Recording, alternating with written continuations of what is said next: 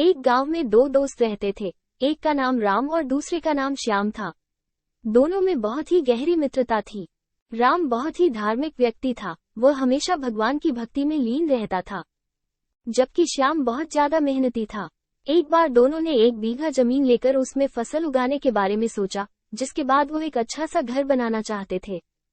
इसके बाद दोनों दोस्तों ने खेत खरीद लिया। श्याम दिन रात खेत में मेहनत करता और राम मंदिर में बैठकर फसल अच्छी होने के लिए भगवान से प्रार्थना किया करता। इसी तरह से समय बीतता गया और कुछ दिन बाद फसल पक गई। फसल पकने के बाद उसकी कटाई करके उसे बाजार में जाकर बेच दिया। इसके बाद उन्हें अच्छा पैसा मिला। इस पर श्याम ने कहा कि इसमें से मेरा ज्यादा हिस्सा है, क्योंकि मैंने दिन रात एक करके खेत को खाद पानी देकर फसल उगाई है।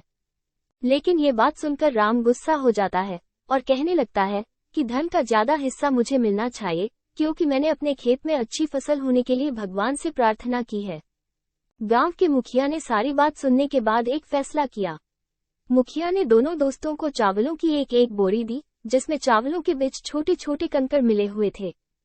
मुखिया ने कहा, इस चावलों की बोरी को घर ले जाओ और इसमें से सुबह तक चावल और कंकड़ अलग अलग करके लेकर आओ, फिर मैं सुबह फैसला करूंगा कि फसल का ज्यादा धन किसको मिलना चाहिए। दोनों अपनी अपनी चावलों की बोरी लेकर घर चले गए। श्याम अपने चावलों की बोरी को खोलकर उसमें से कंकड़ अलग अलग करने में लगा गया। राम अपनी चावलों की बोरी को लेकर मंदिर में चला गया और भगवान से चावलों से कंकड़ को अलग करने के लिए प्रार्थना करने लगा। बोले, हे भगवान, मेरे चावलों से कंकड़ अलग कर दो। दोनों अगली सुबह मुखिया के पास पहुंचे। श्याम ने तो पूरी रात जागकर चावलों से एक एक करके सारे कंकड़ अलग कर दिए। इस पर मुखिया बहुत खुश हुआ और राम ने अपनी बोरी मंदिर से ले जाकर ऐसी की ऐसी मुखिया के सामने रख दी और मुखिया से बोला, आप बोरी को खोलकर देख लीजिए, मुझे भगवान पर पूरा विश्वास है कि इस चावल की बोरी से सारे कंकड़ निकल चुके होंगे। लेकिन जब मुखिया ने चावलों की बोरी खुलवाई तो देखा सारे कंकड़ चावलों के बीच ही मौजूद थे।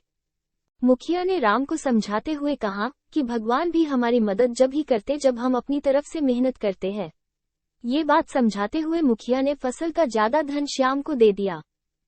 इसके बाद से राम भी श्याम के साथ खेत में मन लगाकर मेहनत करने लगा। इस बार इनके खेत में और भी ज्यादा अच्छी फसल हुई।